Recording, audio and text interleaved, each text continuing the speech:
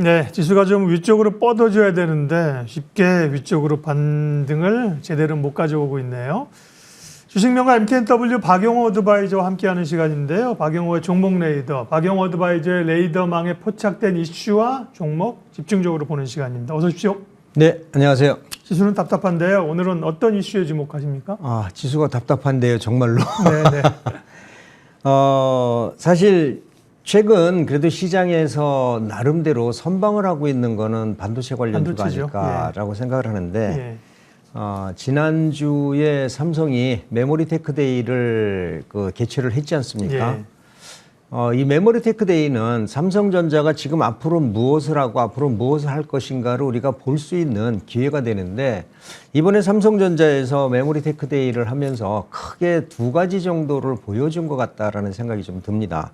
첫 번째는 AI용 고성능 반도체에 대해서 상당히 진일보적인 발걸음을 내딛고 있다라는 것과, 두 번째는 차량용 고성능 반도체도 역시 이쪽으로 나오고 있다라는 하는 건데, 초속 고성능 반도체 중에서 HBM3E, 이거는 뭐 아직 삼성전자도 지금 시제품을 만들었지만은 SK 하이닉스도 시제품 정도만 만들었거든요. 그래서 아직 성과는 안 보고 있습니다. 얼마 전에 삼성전자가 주가가 약세를 보이는 거는 엔비디아 쪽에서 HBM3에 대해서 그렇게 퀄리파이를 안 해줬다라는 것 때문에 주가가 약세를 보였는데, 삼성전자는 HBM3하고 HBM3E하고는 차이가 엄청나게 난다라는 거죠.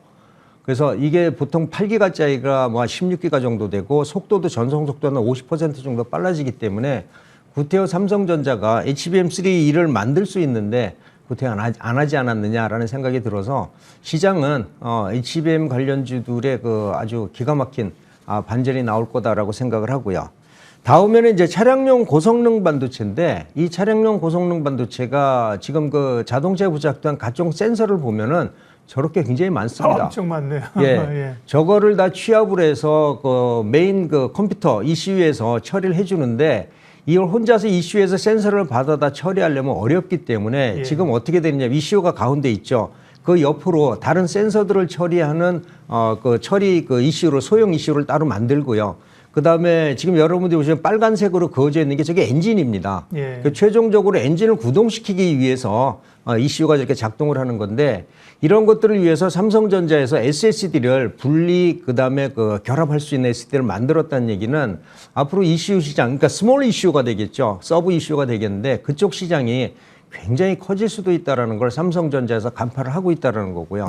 아마 이거는 전 세계 반도체 회사에서는 삼성전자를 따라갈 데가 없을 거다라는 생각이 좀 듭니다. 물론 TSMC 같은 경우에는 우리가 LSI를 하고 있지만은, 이렇게 소형으로 해서 뭐 이전과 다른 것들 차량용으로는 아마 삼성전자 쪽이 상당히 강하다라고 보고 있는데, 아마 삼성전자가 이번에 메모리 테크데이를 하면서 우리 HBM 이렇게 잘하고 잘할 수 있어, 우리가 세상을 주도할 거야 라고 하고, 자동차 이제는 우리 손에 있어 라고 얘기를 한 것 같다는 생각이 좀 듭니다.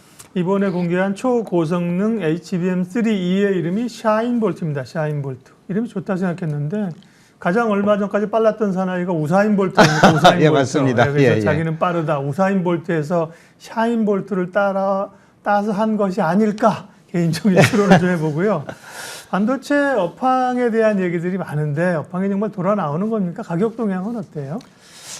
반도체 업황은 제가 9월 초순경에 반도체가 턴어라운드를 하고 있다라고 말씀드리고 나서, 그다음에 이제 반도체 가격들 업황들이 좀 좋아지기 시작을 했는데, 지금도 이전에 봤던 제가 데이터베이스로 봤을 때 초기에 턴어라운드가 지금 8월 말부터 실은 턴어라운드가 됐거든요. 그래서 그 이후에 반도체 가격이나 이런 게 지속적으로 좋아지고 있습니다. 물론 지금 가격은 저렇게 낸드 가격이 지금 보시다시피 높아지고 있고요. 만약에 D램 가격도 이전에는 반등의 폭이 상당히 미미했는데, 이제 D램 가격도 좀 올라오고 있습니다.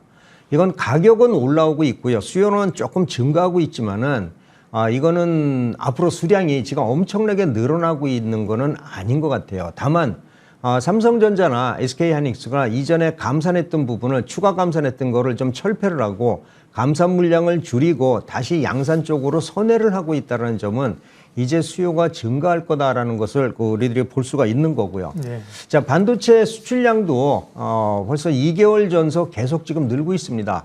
지난 9월 달에 제가 나와서는 8월하고 9월하고 그러니까 7월하고 8월하고 반도체 수출 동향을 보여줬을 때도 이런 그래프를 제가 보여드렸는데 지금 8월하고 9월 보면은 가운데 가장 높은 게 반도체거든요. 역시 9월 달에도 늘었습니다. 10월 달에도 늘까 지금 생각을 하고 있는데 20일까지 이거 데이터베이스를 보면은 조금 늘었다라고 나오지만은 아마 말일까지는 가봐야 될 것 같고요. 제가 반도체 월별 수출 동향을 보면은 저게 금액 기준이거든요. 수량 기준이 아닙니다. 지금 반도체 가격이 엄청나게 하락을 해서 삼성전자와 SK하이닉스가 적자를 보느니 반도체 사업부 이러는데도 저 반도체 네. 판매 금액이 증가하고 있다는 것은 선이 한 20개 되는데 헷갈리시죠. 주황색 가운데 그게 이제 어디까지 와 있나를 보시면 그렇죠. 됩니다. 지금 예. 검정색은 전년도고요. 네, 네. 그다음에 붉은색은 네. 올해 2023년도인데 2023년도가 전년도에 상당히 좋았던 부분까지 뚫고 올라가고 있다는 얘기는 네. 최근 들어서 반도체 수요가 증가하고 있다라고 볼 수 있는 거죠. 물론 D램이나 낸드는 좀 부족하겠지만은 우리가 MCP라든지 SSD라든지 이런 것들이 좀 증가하고 있다라고 보면은 좋을 것 같아요. 네. 자, 반도체에 대한 기대감들은 굉장히 높은데요. 그렇다고 반도체주를 산다고 팍팍 올라가는 구간은 아닙니다. 쉽지는 않은데요. 반도체주 전략과 함께 오늘 반도체주 가운데서 주목할 기업 2개를 또 압축을 해 주실 겁니다. 이어서 말씀해 주시죠.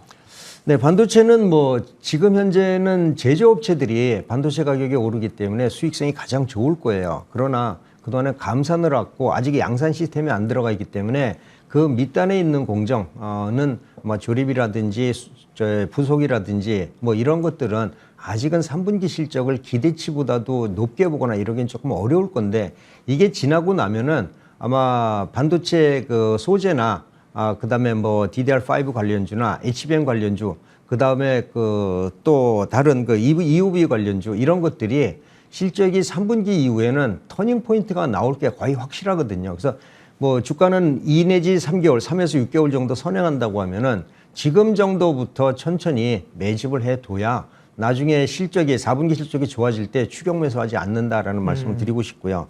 그래서 이 중에서도 저는 소재 관련주를 좀 봤으면 좋겠다라는 생각이 좀 들거든요.